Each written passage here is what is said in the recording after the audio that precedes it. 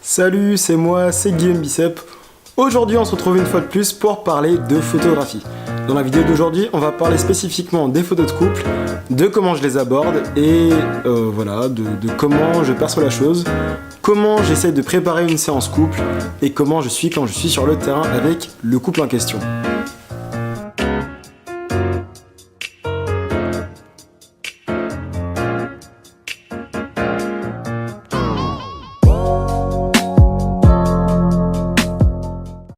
Alors tout d'abord, je vais vous présenter mon compte Précieux Souvenir. C'est mon compte Instagram qui est dédié spécialement au mariage, aux photos de couple, aux photos de naissance, photos de famille, lifestyle. En portrait de couple, je suis toujours orienté lifestyle en général, sauf quelques cas exceptionnels, mais c'est très très rare. Donc comment on prépare un shoot de couple? La première chose qu'il faut absolument faire, c'est communiquer avec les modèles, les clients, le couple, qui en général n'ont jamais fait de photos de couple, c'est assez rare. Sur la manière dont nous on va procéder le jour J. Alors, le jour J, ce que je fais, c'est que j'essaie d'orienter au maximum le couple l'un face à l'autre, ou plutôt j'essaie de les faire interagir entre eux. Je ne suis pas forcément le genre de photographe qui aime avoir le couple qui soit tourné directement vers moi, parce que, ce que j'aime bien faire ressortir dans mes photos de couple, c'est justement cette espèce d'interaction, cette alchimie entre deux, cette affection en fait qu'ils partagent tous les deux. Et pour ça, je trouve que le plus cohérent, c'est de les faire vivre ce moment en direct. Alors, ce que je vais faire, c'est qu'il y a plusieurs poses. Il y a, on va dire, un peu moins d'une dizaine de poses. Donc, il y a le couple, donc les deux, l'un face à face.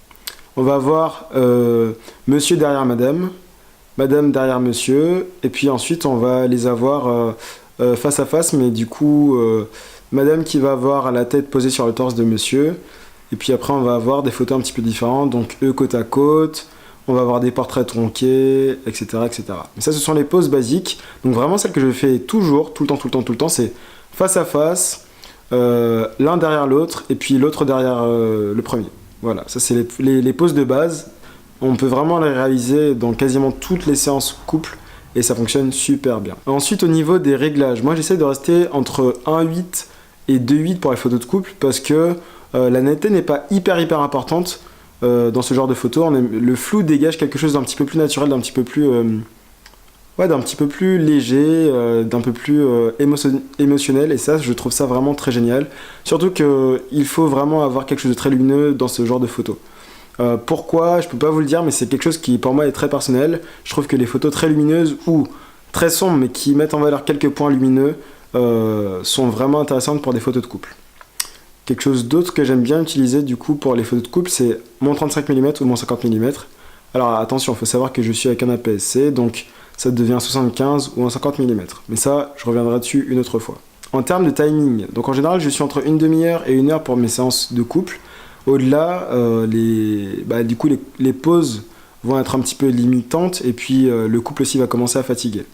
J'hésite surtout pas à les laisser se faire des bisous, des câlins pendant la séance, à avoir des gestes tendres. En fait, je vais même les encourager à les avoir.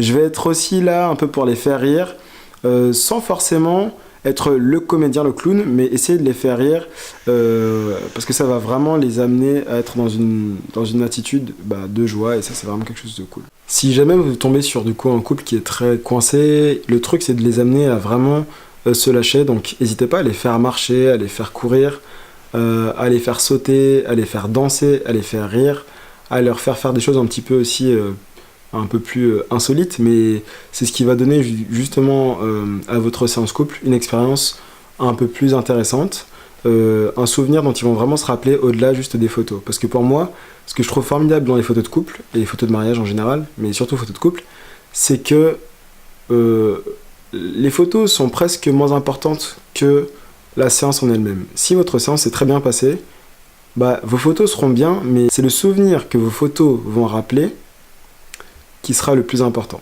Et ça c'est vraiment un truc super important. Donc vraiment prenez le temps de les mettre dans des positions confortables, qui se sentent à l'aise, leur trouver des postures aussi où ils se sentent confortables, où ils ont l'habitude de se mettre.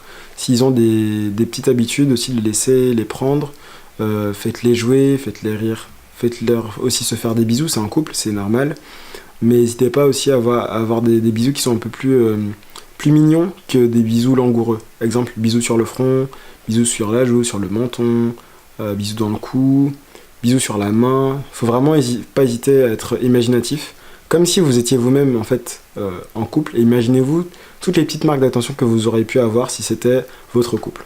Alors, bien évidemment, vous pouvez commencer par les faire s'asseoir, parce que être debout, c'est quelque chose d'assez stressant quand on est en photo. Et c'est vrai que s'ils sont assis au tout départ de votre séance, ils vont être beaucoup plus détendus, ils vont se poser, ils vont avoir tendance à se relaxer. Et vous aussi, vous devez les amener à se poser, à se détendre, à être collés l'un contre l'autre. Et parce que des fois, vous allez avoir aussi cette impression qu'ils vont être très très très éloignés. N'hésitez pas à les forcer à se rapprocher le plus possible, à ce qu'ils soient le plus collés. Parce qu'en fait, ça se ressent dans les photos, les mains crispées, à vraiment qu'ils soient détendues. Que la main aille chercher du coup le contact du corps, du visage, les cheveux, la barbe, tout ça. Tout ça, c'est des petites subtilités qui vont faire que vos photos seront plus authentiques et vont vraiment raconter une vraie histoire, du coup. Je vais vraiment essayer de vous montrer à chaque fois des petits bouts de photos de ce que j'ai pu réaliser pour que vous puissiez comprendre aussi comment et vers quoi vous pouvez tendre. Après, ce n'est pas de la prétention, c'est juste ce que moi je fais, donc si ça vous inspire, tant mieux. Y a d'autres photographes aussi qui réalisent d'autres styles de photos de couple, un peu plus au flash, tout ça. Moi, c'est pas forcément mon style, je suis plus dans quelque chose d'un peu plus soft, plus soft. J'aime bien avoir un seul objectif quand je suis sur les séances couple, un objectif fixe de préférence. Après, des fois, je peux alterner entre le 50 et le 35, mais en général, voilà, moi, je conseille vraiment d'essayer de rester avec le matériel le plus soft possible. Éviter d'avoir des gros flashs parce que ça va permettre vraiment de détendre totalement l'atmosphère. En tout cas, pour une première séance, ça va vraiment aider à détendre l'atmosphère.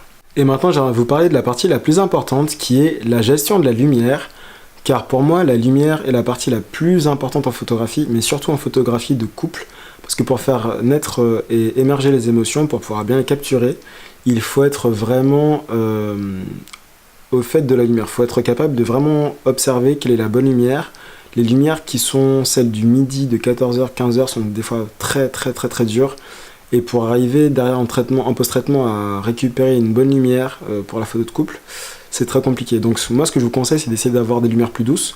Mettez-vous à l'ombre, c'est pas grave si 14-15h, mettez-vous à l'ombre, les lumières seront beaucoup plus intéressantes, plus douces, et donc les photos seront plus douces et vont transmettre une énergie plus douce. De toute façon, à chaque lumière correspond une émotion, une atmosphère. Si vous avez une lumière très dure, la photo sera très dure, l'émotion qui va en transparaître sera très dure. Si vous avez une lumière plus douce, il va y avoir quelque chose de plus doux dans votre photo, quelque chose de plus léger, quelque chose de plus de plus léger, de plus calme. Et ça, c'est peut-être ce qu'on recherche un peu plus dans ce genre de photos. Après, vous pouvez vouloir faire des photos très pétantes, je sais pas, des grosses photos flash bien pétantes avec plein de couleurs, si c'est ce qui vous intéresse, mais c'est un peu différent, c'est pas forcément mon style. Je sais que je serais capable de le faire si jamais j'ai envie de faire par exemple des photos en mariage avec plein de paillettes qui pètent de partout, dans ce cas là je serais peut-être dans une lumière plus dure qui va se rapprocher du style de la lumière flash, mais parce que là il faut vraiment figer l'instant. Mais quand vous voulez plus figer légèrement une ambiance, une relation, une émotion, une affection, je trouve que c'est un peu plus doux d'être avec quelque chose, une lumière justement qui est beaucoup plus douce. Et oui, j'ai failli oublier un petit truc. Alors, vous avez les poses de base, donc être derrière, face à face, tout ça. N'hésitez pas aussi à changer n'hésitez surtout pas à changer votre distance par rapport au sujet. Pensez de temps en temps aussi à prendre des photos de détail, donc prendre, je sais pas, les mains qui se touchent, la peau contre la peau, ou les détails aussi des bijoux qui sont sur eux. Les détails un petit peu du décor, parce qu'en fait tout ça vous allez pouvoir l'agrémenter dans votre séance et faire en sorte que les photos ne soient pas juste des photos de visage, parce qu'une séance couple ce n'est pas que ça, c'est un tout, c'est vraiment quelque chose de plus complet. Si vous êtes capable d'amener, contrairement à du portrait, si vous êtes capable d'amener toute l'ambiance, retranscrire toute l'ambiance de la séance, vous allez vraiment leur permettre de revivre la séance couple et revivre du coup presque éternellement cette sensation qu'ils ont pu avoir ce jour-là. Vraiment, le but est de mettre en avant leur amour, et pour ça, il faut être capable d'aller chercher tous les petits détails, les senteurs, les lumières, les couleurs, les goûts, tout ça, pour qu'ils puissent vraiment se rappeler de ce moment-là, de ce que c'était, pour que si dans 10 ans, 15 ans, 20 ans, 30 ans, ils revoient ces photos, ils puissent se rappeler de tous ces bons souvenirs. Bon les amis, j'espère que vous avez passé une bonne vidéo avec moi. N'hésitez surtout pas à aller voir du coup mon compte Précieux Souvenirs, qui est plus celui lié à tout ce qui est portrait de couple, famille, lifestyle, naissance et mariage. Et puis n'hésitez pas, si jamais vous êtes intéressé aussi par des mariages, des séances couple, à me contacter pour peut-être plus de conseils ou peut-être des informations et des réservations.